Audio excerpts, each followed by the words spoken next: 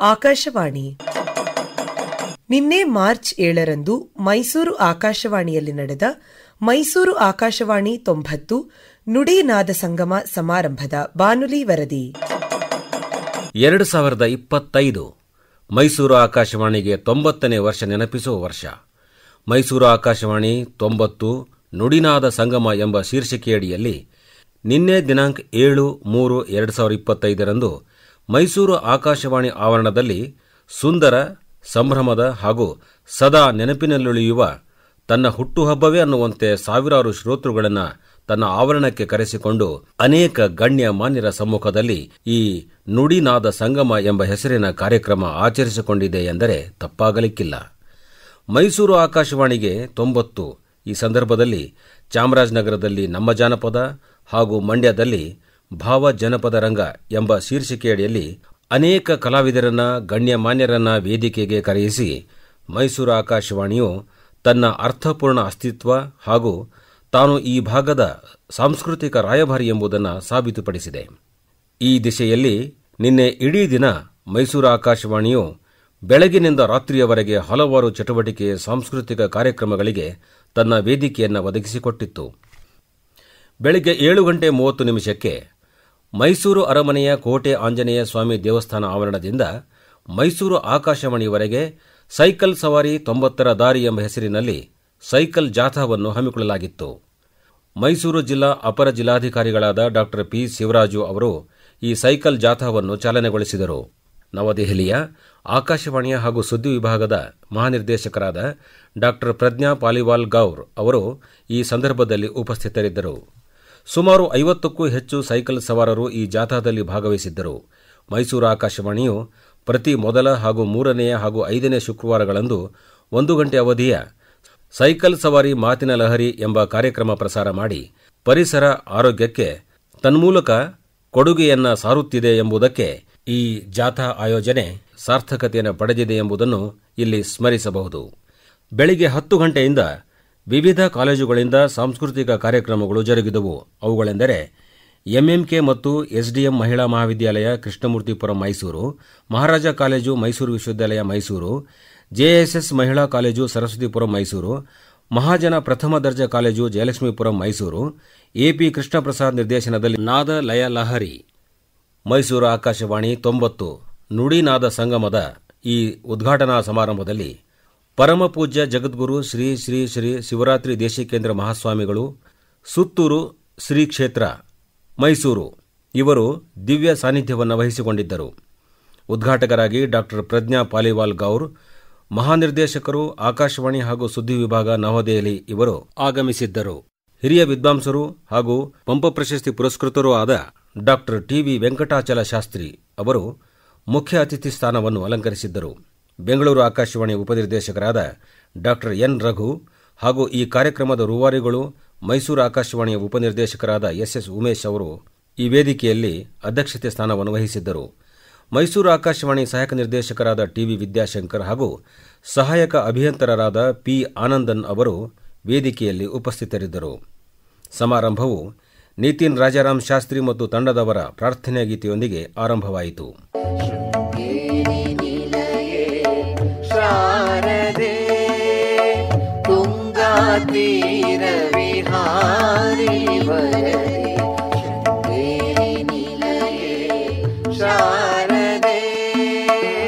ಕಾರ್ಯಕ್ರಮ ಅಧಿಕಾರಿ ಕೇಶವಮೂರ್ತಿ ಅವರು ಸ್ವಾಗತಿಸಿದರು. ಮೈಸೂರು ಆಕಾಶವಾಣಿಯ ಸಹಾಯಕ ನಿರ್ದೇಶಕರಾದ ಟಿವಿ ವಿದ್ಯಾಶಂಕರ್ ಅವರು ಈ ಸಂದರ್ಭದಲ್ಲಿ ಮಾತನಾಡಿದರು. ಈ ಸುಂದರ ಸಂಜೆಯ ಉದ್ಘಾಟನಾ ಕಾರ್ಯಕ್ರಮದಲ್ಲಿ ಆಕಾಶವಾಣಿಯೊಂದಿಗೆ ದಶಕಗಳಿಂದ ಸದಾ ಸಂಪರ್ಕದಲ್ಲಿದ್ದು ಇದರ ಬೆಳವಣಿಗೆ ಏಳ್ಗೆಯನ್ನು ತಮ್ಮದೇ ಬೆಳವಣಿಗೆ ಏಳ್ಗೆ ಅಂತ ಅಂದುಕೊಂಡು ಸಂಭ್ರಮಿಸಿರೋರು, ಹಾಗೆಯೇ ನಾವೇನಾದರೂ ತಪ್ಪು ಮಾಡಿದಾಗ ಎಡುವುದಾಗ ನಮ್ಮ ಜೊತೆಯಲ್ಲೇ ಇದ್ದು ಸಹಕರಿಸಿರೋರು, ಜೊತೆಗೆ ಆಕಾಶವಾಣಿ ಹೇಗೆ ಸಮಾಜದ ಕಾಳಜಿಯನ್ನು ಇಟ್ಕೊಂಡು ಅದರ ಏಳ್ಗೆಗಾಗಿ ಕೆಲಸ ಮಾಡ್ತಿದೆಯೋ ಹಾಗೇನೆ ಇವರು ಎಲ್ಲ ಸದಾ ಸಮಾಜಕ್ಕಾಗಿ ದುಡಿತಿರೋರು. ಅವರುಗಳನ್ನೆಲ್ಲ ಗುರುತಿಸಿ ಇವತ್ತು ಗೌರವಿಸಿ ಆಕಾಶವಾಣಿ ಸಂಭ್ರಮಿಸಲು ಇಚ್ಛಿಸಿದೆ. ಮೈಸೂರು ಆಕಾಶವಾಣಿ 90 ನುಡಿನಾದ ಸಂಗಮ ಈ ಸಮಾರಂಭವನ್ನು ಅಧಿಕೃತವಾಗಿ ಉದ್ಘಾಟಿಸಿದವರು ಡಾ ಪ್ರಜ್ಞಾ ಪಾಲಿವಾಲ್ ಗೌರ್, ಮಹಾನಿರ್ದೇಶಕರು ಆಕಾಶವಾಣಿ ಹಾಗೂ ಸುದ್ದಿ ವಿಭಾಗ ನವದೆಹಲಿ. ತಮ್ಮ ಉದ್ಘಾಟನಾ ಭಾಷಣದಲ್ಲಿ As we commemorate this remarkable journey of 9 decades, we are reminded of the legacy of Akashvani Mysore, which has played a crucial role in shaping the cultural, social and intellectual landscape of Karnataka and beyond. It has been a platform for voices, both known and unknown, to reach millions of listeners, preserving our heritage while adapting to the changing times. This was a pioneering initiative in Indian broadcasting history, making Mysore the first city in India to have a private radio station even before the All India Radio came into existence.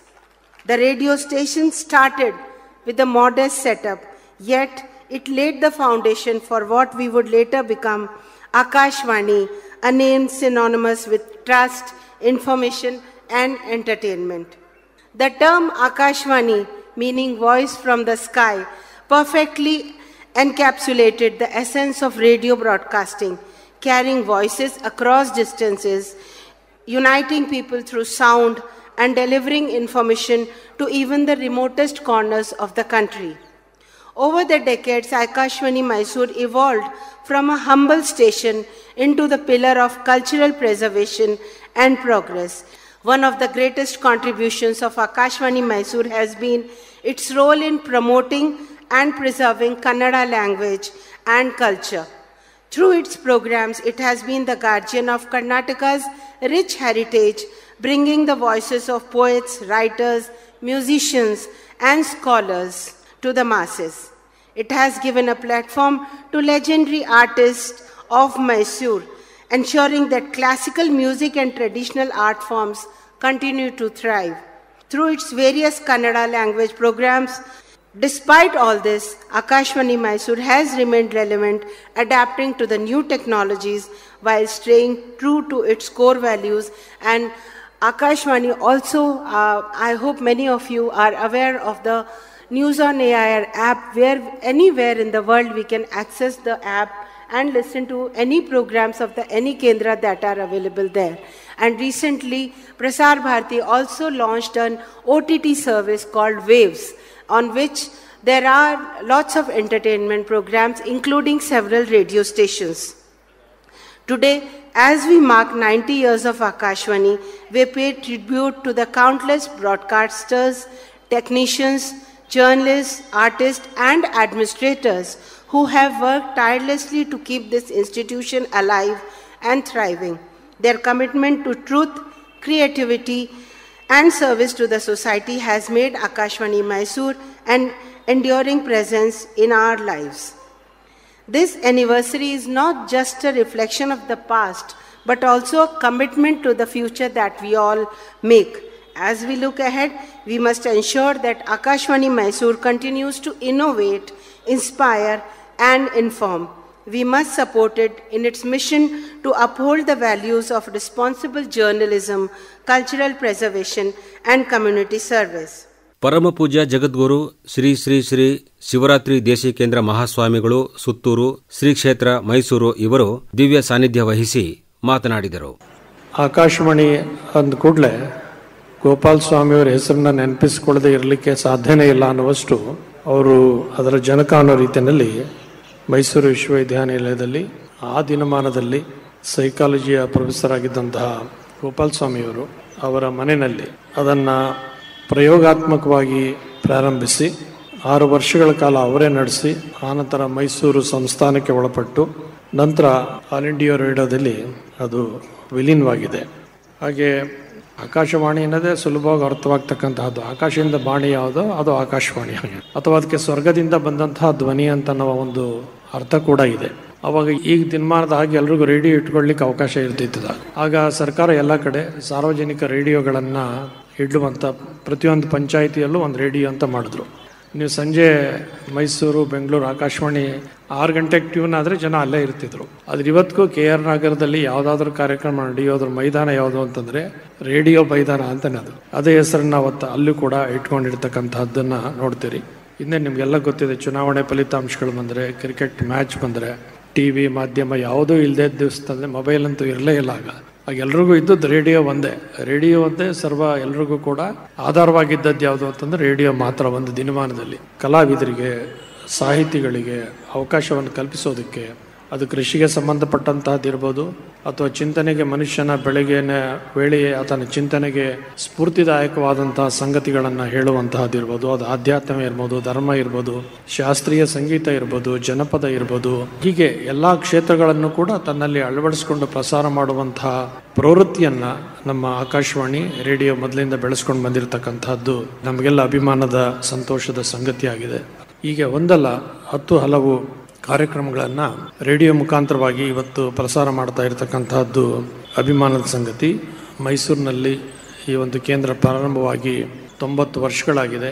ಇದು ಆಕಾಶವಾಣಿ ಅಂತ ಅನ್ನೋದು ಇಡೀ ಭಾರತಕ್ಕೆ ಮೈಸೂರು ಕೊಟ್ಟಂತಹ ಕೊಡುಗೆ ಯಾವುದು ಅಂತಂದರೆ ಆಕಾಶವಾಣಿ ಮೈಸೂರಿನವರಿಗೆ ಹೆಮ್ಮೆಯನ್ನು ತರುವಂತಹದ್ದು. ಇವತ್ತು ರೇಡಿಯೋ ಎಲ್ಲ ಕಡೆ ಇರ್ಬೋದು, ಅದು ಗೋಪಾಲಸ್ವಾಮಿಯವರಾದಂಥ ಕಸ್ತೂರಿಯವರು ಎಲ್ಲರೂ ಸೇರಿ ಚರ್ಚೆ ಮಾಡಿ ಅದಕ್ಕೆ ಆಕಾಶವಾಣಿ ಅಂತನ್ನುವ ಹೆಸರನ್ನು ಕೊಟ್ಟರು ಅಂತಕ್ಕಂತಹದ್ದು, ಅದು ಯಾವತ್ತಿಗೂ ಕೂಡ ಅದು ಮೈಸೂರಿಗರಿಗೆ ಅಭಿಮಾನವನ್ನು ಕೊಡ್ತಕ್ಕಂತಹದ್ದು. ಇಡೀ ಒಂದು ಮಾಧ್ಯಮದ ಮುಖ್ಯವಾದಂತಹ ಆಕಾಶವಾಣಿಯನಿಗೆ ಹೆಸರು ಸೂಚಿತವಾದಂತಹದ್ದು ಮೈಸೂರಿನಲ್ಲಿ ಅಂತಕ್ಕಂತಹದ್ದು ನಮಗೆಲ್ಲ ಅಭಿಮಾನದದ್ದು. ಅದರ ಒಂದು 90ನೇ ವರ್ಷದ ಸಂಭ್ರಮದ ಕಾರ್ಯಕ್ರಮದಲ್ಲಿ ನಾವೆಲ್ಲ ಇಲ್ಲಿ ಸೇರಿದ್ದೇವೆ. ಇವತ್ತು ನುಡಿ ನಮನ ಮತ್ತು ನಾದ ಸಂಗಮ ಎರಡೂ ಕೂಡ ಇಲ್ಲಿ ಸಮ್ಮಿಳನಗೊಂಡಿದೆ. ಮಾತುಗಳನ್ನು, ಸಂಗೀತವನ್ನು ಎರಡನ್ನೂ ಏಕಕಾಲಕ್ಕೆ ಕೇಳುವಂಥ ಅವಕಾಶವನ್ನು ಆಕಾಶವಾಣಿ ಏರ್ಪಡಿಸೋದಕ್ಕಾಗಿ ಆಕಾಶವಾಣಿಯ ಎಲ್ಲರನ್ನು ಕೂಡ ಈ ಸಂದರ್ಭದಲ್ಲಿ ಅಭಿನಂದಿಸ್ತಾ, ಈ ಕಾರ್ಯಕ್ರಮಕ್ಕೆ ಮತ್ತು ಈ ಸಂದರ್ಭದಲ್ಲಿ ಮೈಸೂರಿನಲ್ಲಿರುವಂತಹ ವಿವಿಧ ಕ್ಷೇತ್ರಗಳ ಗಣ್ಯರನ್ನು ಸನ್ಮಾನಿಸಲಾಗ್ತಾ ಇದೆ. ಅದು ವಿಶೇಷವಾದಂತಹದ್ದು. ಆಕಾಶವಾಣಿ ಇರಬೇಕು ಅಂದರೆ ಶ್ರೋತೃಗಳು ಇರಲೇಬೇಕು. ಕಟ್ಟಡ ಇರೋದು, ಸ್ಪಾನ್ಸರಿಂಗ್ ಪ್ರೋಗ್ರಾಮ್ ಮಾಡೋದು ಎಲ್ಲ ಎರಡನೇದು. ಅದೆಲ್ಲ ಯಾವಾಗ ಅಂದರೆ ಕೇಳುಗರಿದ್ದಾಗ. ಹಾಗೆ ಇಲ್ಲಿ ಬಂದಿರತಕ್ಕಂತಹ ಆಹ್ವಾನಿತ ಶ್ರೋತೃಗಳು ಮತ್ತು ನಿರಂತರ ಶ್ರೋತೃಗಳು ಕೂಡ ಅಂಥ ಕಾರ್ಯಕ್ರಮದಲ್ಲಿ ಭಾಗವಹಿಸುವಂಥ ಅವಕಾಶವನ್ನು ಭಗವಂತ ಅನುಗ್ರಹಿಸಲಿ ಅಂತ ಆಶಿಸಿ, ಭಗವಂತನ ಕೃಪೆ ಸದಾಕಾಲ ಎಲ್ರಿಗೂ ಇರಲಿ, ಆಕಾಶವಾಣಿ ಹೀಗೆ ನಿರಂತರವಾಗಿ ಮುಂದುವರೆದುಕೊಂಡು ಹೋಗಲಿ ಅಂತ ಹಾರೈಸಿ ಈ 4 ಮಾತಿಗೆ ವಿರಾಮ.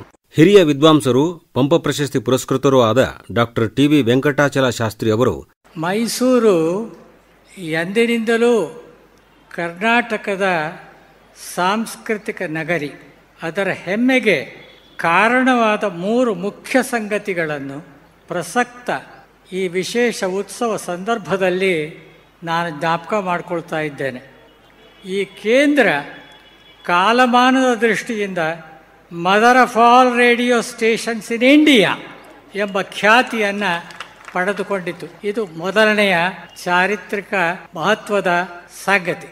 ಮೈಸೂರು ವಿಶ್ವವಿದ್ಯಾನಿಲಯದ ಮೇಧಾವಿ ಅಧ್ಯಾಪಕರು, ಪಂಡಿತರು ಪರಸ್ಪರವಾಗಿ ಚರ್ಚಿಸಿ, ಈ ಚರ್ಚೆಯಲ್ಲಿ ನಾ ಕಸ್ತೂರಿಯವರಿದ್ದರು, ರಾಳ್ಳಪಲ್ಲಿ ಆನಂದ್ ಶರ್ಮರಿದ್ದರು, ಇನ್ನು ಕೆಲವರು ವಿದ್ವಾಂಸರು, ಮೇಧಾವಿಗಳು, ವಿಶ್ವವಿದ್ಯಾನಿಲಯದ ಪ್ರಾಧ್ಯಾಪಕರಿದ್ದರು.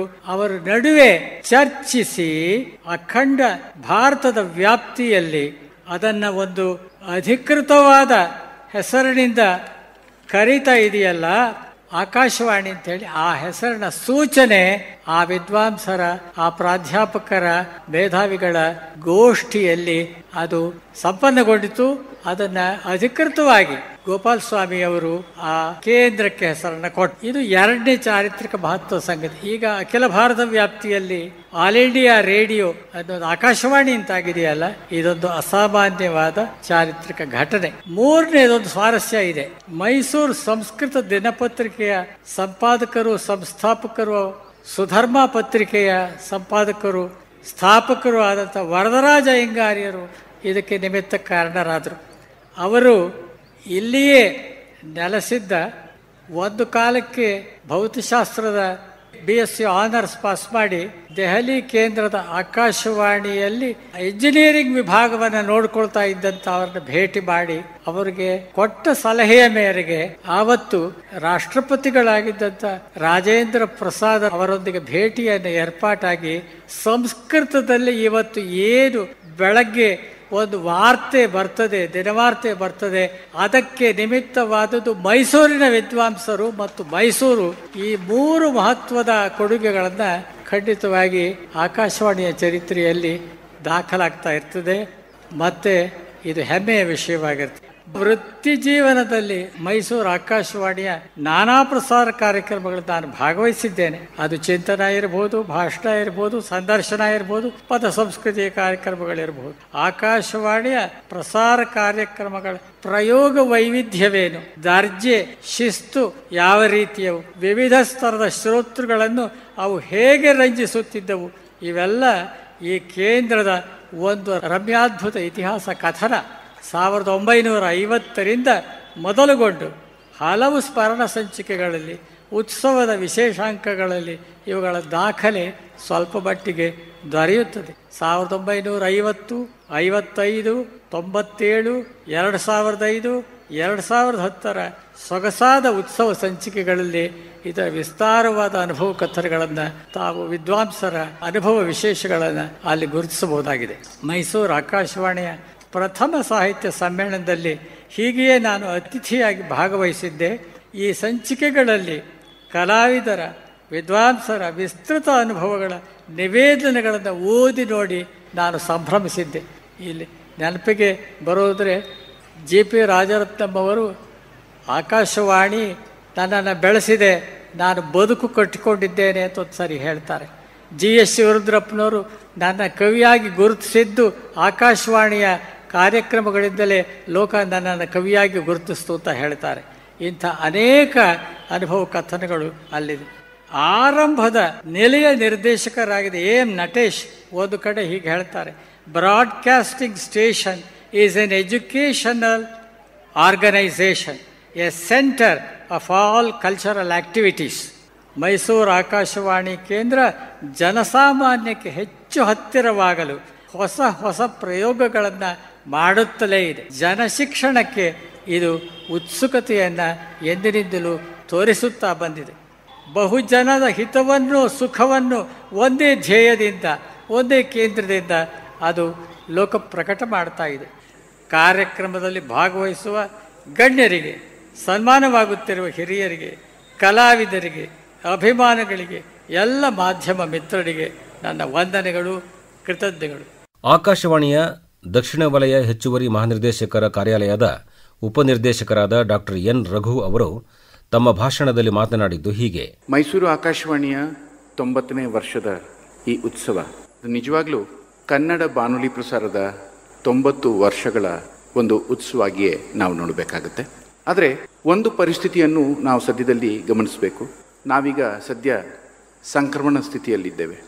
ಸಮೂಹ ಮಾಧ್ಯಮವಾಗಿ ಆಕಾಶವಾಣಿ ಬಹಳ ಪ್ರಬಲವಾಗಿ, ಯಶಸ್ವಿಯಾಗಿ ಬೆಳೆದು ನಿಂತು ಜನರನ್ನು, ಜನರ ಜೀವನವನ್ನು, ಜನರ ಮಾನಸಿಕತೆಯನ್ನು ಎಲ್ಲವನ್ನೂ ಸಮರ್ಥವಾಗಿ, ಯಶಸ್ವಿಯಾಗಿ ಪ್ರಭಾವಿಸಿದ್ದು ಒಂದು ಹಂತ.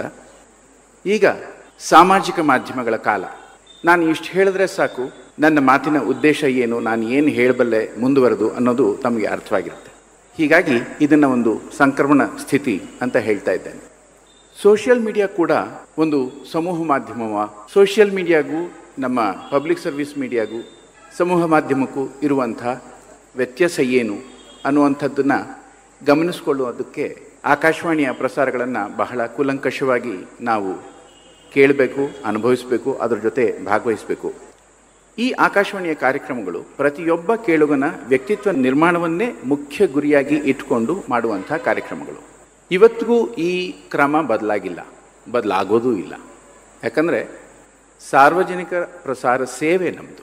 ಯಾವ ರೀತಿ ಸೇವೆ ಮಾಡ್ತೀವಿ ಅಂತಂದರೆ, ಸಾರ್ವಜನಿಕ ಪ್ರಸಾರ ಯಾಕೆ ಮಾಡ್ತಾ ಇದ್ದೀವಿ ಅಂತಂದರೆ, ಒಟ್ಟಾಗಿ ಒಂದು ರಾಷ್ಟ್ರ ನಿರ್ಮಾಣದಲ್ಲಿ ಪ್ರತಿಯೊಬ್ಬ ವ್ಯಕ್ತಿಯೂ ಒಂದು ಘಟಕ ಆಗಿರೋದ್ರಿಂದ ಆ ವ್ಯಕ್ತಿಯ ವ್ಯಕ್ತಿತ್ವದ ನಿರ್ಮಾಣ ತುಂಬ ಸ್ಪಷ್ಟವಾಗಿ, ತುಂಬ ಸಮರ್ಥವಾಗಿ ಆಗಬೇಕು, ಸಮಗ್ರವಾಗಿ ಆಗಬೇಕು ಅಂತನ್ಬಿಟ್ಟು ಈ ಸಮಗ್ರತೆಯನ್ನು ಸಾಧಿಸೋದಕ್ಕೆ ನಾವು ಯಾವ್ಯಾವ ರೀತಿ ಕಾರ್ಯಕ್ರಮಗಳನ್ನ ಹಮ್ಮಿಕೋತೀವಿ ಆ ಎಲ್ಲವೂ ಆಕಾಶವಾಣಿಗೆ ವಿಶಿಷ್ಟವಾಗಿದ್ದೇ ಹೊರತು ಬೇರೆ ಯಾವ ಸಾಮಾಜಿಕ ಮಾಧ್ಯಮದ್ದು ಅಲ್ಲ. ಸಾಮಾಜಿಕ ಮಾಧ್ಯಮಗಳು ತಾವು ಅವರವರ ವೈಯಕ್ತಿಕ ವೈಭವೀಕರಣಕ್ಕೆ ಮಾತ್ರ ಸೀಮಿತವಾಗಿದೆಯೇ ಹೊರತು ಈ ರೀತಿಯ ಒಂದು ಸಾಮುದಾಯಿಕ ಪ್ರಜ್ಞೆಯನ್ನು ಹೆಚ್ಚು ಮಾಡುವಂಥ ಉದಾಹರಣೆಯಾಗಿ ತಗೊಳ್ಳೋಕ್ಕಾಗೋದಿಲ್ಲ. ಆಕಾಶವಾಣಿ ಹಳೇದಾಯಿತು ಮಾಧ್ಯಮ ಅಂತಂದರೆ ಆಗಿರ್ಬೋದು, ತಂತ್ರಜ್ಞಾನ ಬಂದ ಹಾಗೆ, ತಂತ್ರಜ್ಞಾನ ಬೆಳೆದ ಹಾಗೆ, ಸೋಷಿಯಲ್ ಮೀಡಿಯಾ ಎಲ್ಲ ಜಾಸ್ತಿ ಬಂದ ಹಾಗೆ ಆಕಾಶವಾಣಿಯ ತಂತ್ರಜ್ಞಾನ ಹಳೇದು ಅಂತ ಅನ್ನಿಸ್ಬೋದು, ಸಹಜ. ಆದರೆ ವಿಸ್ಡಮ್ ಅನ್ನೋದು ಒಂದು ವಯಸ್ಸಾದ್ಮೇಲೆ ಬರುವಂತ, ಅಂದ್ರೆ ಓಲ್ಡ್ ಈಸ್ ಗೋಲ್ಡ್ ಅನ್ನೋ ಮಾತು ಇದೆ. ಹಿರಿಯರನ್ನ ನಾವು ಯಾಕೆ ಗೌರವಿಸ್ತೀವಿ ಅಂತಂದ್ರೆ ಅವರಲ್ಲಿರುವಂತಹ ವಿಸ್ಡಮ್, ಅವರಲ್ಲಿರುವಂತಹ ಒಂದು ಜ್ಞಾನ ಶೇಖರಣೆ ಆಗಿರುತ್ತೆ over A period of time. ಆ ಜ್ಞಾನ ಶೇಖರಣೆಯನ್ನ ಅವರು ಚಿಕ್ಕವರಿಗೆ ಹಂಚಿಕೊಡ್ತಾರೆ. ಆ ಹಂಚಿಕೊಡುವಂತಹ ಕೆಲಸವನ್ನ ಮಾಡಲಾರದೆ ಹೋಗ್ತಾ ಇರೋ ಕಾರಣದಿಂದಾನೇ ಇವತ್ತಿನ ಯುವ ಪೀಳಿಗೆ ಬೇರೆ ಬೇರೆ ರೀತಿ ತಲ್ಲಣಗಳಿಗೆ ಒಳಗಾಗ್ತಾ ಇದೆ ಅಂತ ಅನ್ಬೋದು, ಅಥವಾ ದಾರಿ ತಪ್ತಾ ಇದೆ ಅಂತ ಸ್ವಲ್ಪ ಸ್ಥೂಲವಾಗಿ ಹೇಳ್ಬೋದು. ಆದರೆ ಆಕಾಶವಾಣಿಯ ಸಂಪರ್ಕಕ್ಕೆ ಬಂದ ಪ್ರತಿಯೊಬ್ಬ ವ್ಯಕ್ತಿಯು, ಯಾವುದೇ ಕಲಾವಿದನೇ ಆಗಿರಲಿ ಅಥವಾ ನಮ್ಮನ್ನು ಒಳಗೊಂಡ ಹಾಗೆ ನಮ್ಮಲ್ಲಿ ಆಗುವಂಥ ವ್ಯಕ್ತಿತ್ವದ ಬದಲಾವಣೆಯನ್ನು ನಾವು ಬಹಳ ಸೂಕ್ಷ್ಮವಾಗಿ ಗಮನಿಸ್ಕೊಂಡಿದ್ದೀವಿ. ಸಂಸ್ಕಾರದ ಉದ್ದೇಶವೇ ಇದಾಗಿರೋದ್ರಿಂದ ಆಕಾಶವಾಣಿ ಈ ರೀತಿಯ ಸಂಸ್ಕಾರವನ್ನು ಸುಲಭವಾಗಿ, ಉಚಿತವಾಗಿ, ಪ್ರತಿನಿತ್ಯ, ಪ್ರತಿಕ್ಷಣ ಕೊಡ್ತಾನೇ ಇದೆ. ತಗೊಳ್ಳೋರು ಯಾವ ರೀತಿ ತಗೊತಾರೆ ಅನ್ನುವಂಥದ್ದು ಮುಖ್ಯವಾಗಿರೋ ವಿಚಾರ. ಮೈಸೂರು ಆಕಾಶವಾಣಿ ಜೊತೆ ಇಷ್ಟು ದೊಡ್ಡ ಮಟ್ಟದ ಒಂದು ಕೇಳುಗರ ಬಳಗ ಇದೆ. ಸದಾಕಾಲ ಅದ್ರ ಜೊತೆ ಸಹಕರಿಸ್ತಾ, ಅದನ್ನು ಕೇಳ್ತಾ, ಅದಕ್ಕೆ ಬೇಕಾದ ಪೂರಕವಾದ ಮಾಹಿತಿಯನ್ನು ಕೊಡ್ತಾ, ನಿಲಯ ಯಶಸ್ವಿಯಾಗಿ ಯಾವಾಗ ಕಾರ್ಯಕ್ರಮ ಮಾಡೋಕ್ಕೆ ಸಾಧ್ಯ ಅಂತಂದರೆ ಕೇಳುಗರು ಏನಾದರೂ ಹೊಸತನ್ನು ನಿರೀಕ್ಷೆ ಮಾಡಬೇಕು. ನಮಗಿಂಥ ಕಾರ್ಯಕ್ರಮ ಬೇಕು ಅಂತ ಕೇಳಬೇಕು. ಬಹುಶಃ ನಾನು ನನ್ನ ಸಹೋದ್ಯೋಗಿ ಉಮೇಶ್ ಜೊತೆ ಮಾತಾಡ್ತಾ ಇದ್ದಾಗ ಉಮೇಶ್ ಹೇಳ್ತಾ ಇದ್ದಿದ್ದು, ಜನ ಇಂಥ ಕಾರ್ಯಕ್ರಮ ಕೇಳ್ತಾರೆ ಅಂತ.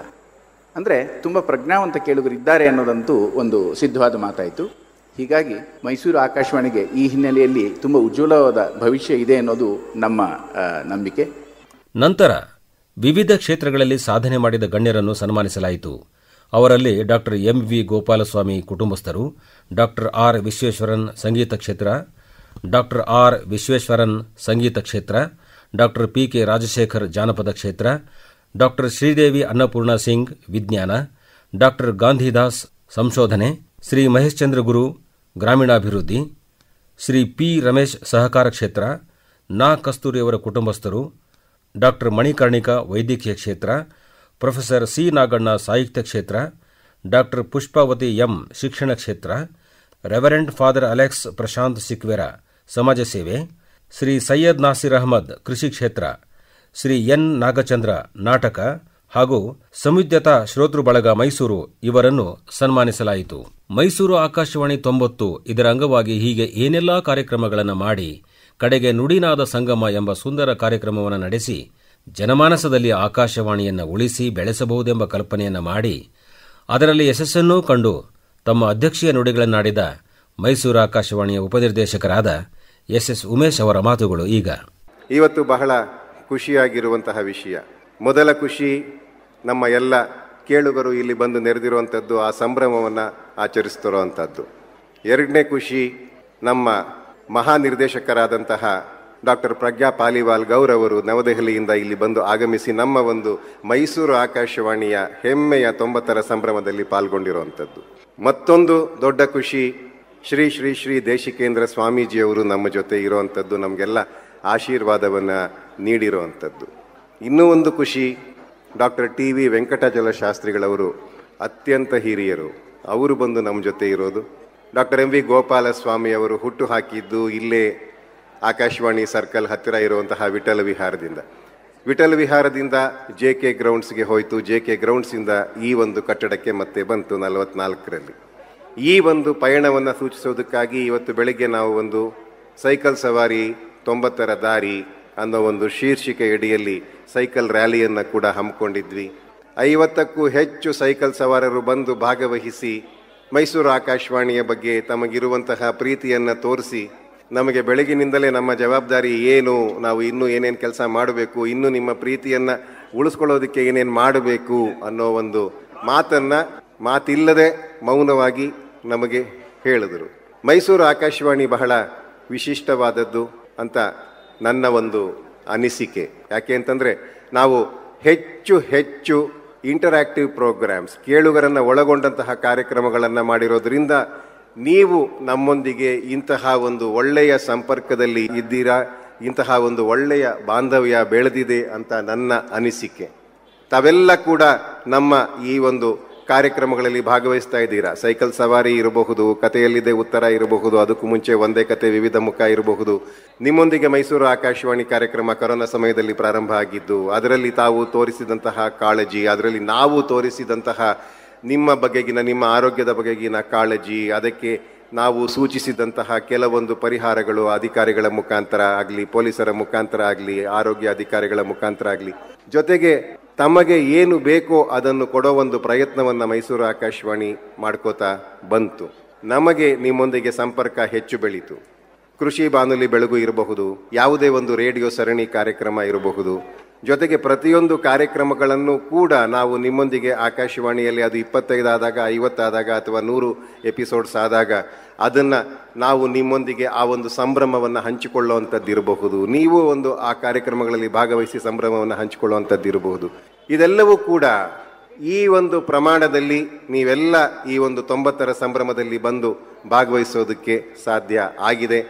ಪ್ರೀತಿ ವಿಶ್ವಾಸ ಇದೇ ರೀತಿ ಇರಲಿ.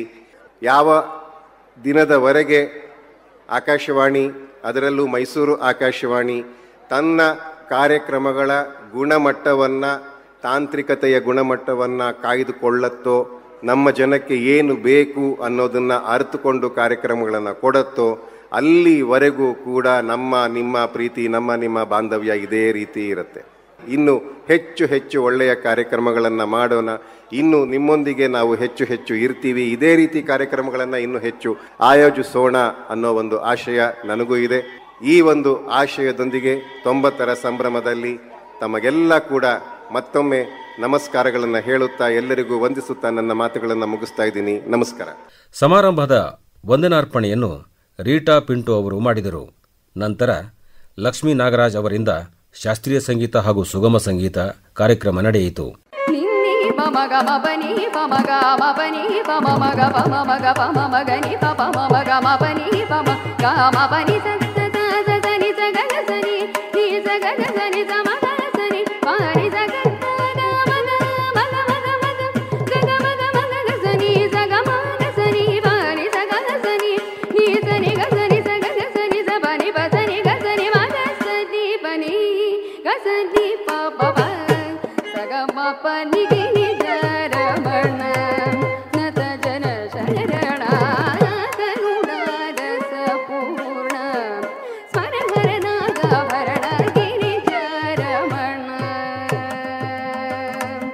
ನಂತರ ನಿಲಯದ ಕಲಾವಿದರಾದ ವಿದ್ವಾನ್ ಎಚ್ಎಲ್ ಶಿವಶಂಕರ ಸ್ವಾಮಿ ಮತ್ತು ತಂಡದವರಿಂದ ಮನಸೂರಗೊಳಿಸುವ ಫ್ಯೂಜನ್ ಸಂಗೀತ ಕಾರ್ಯಕ್ರಮ ನಡೆಯಿತು.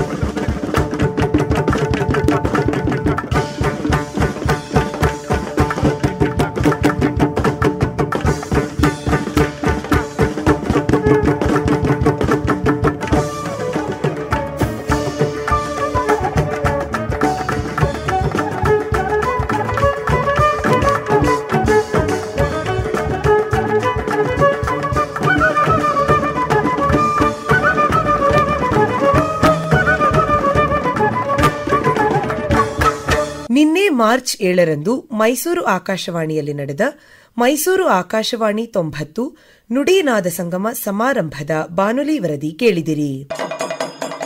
ಪ್ರಸ್ತುತಪಡಿಸಿದವರು ಜಾಂಪಣ್ಣ ಆಶಿಹಾಳ್ ಮತ್ತು ದಿಗ್ವಿಜಯ್ ಬಿ.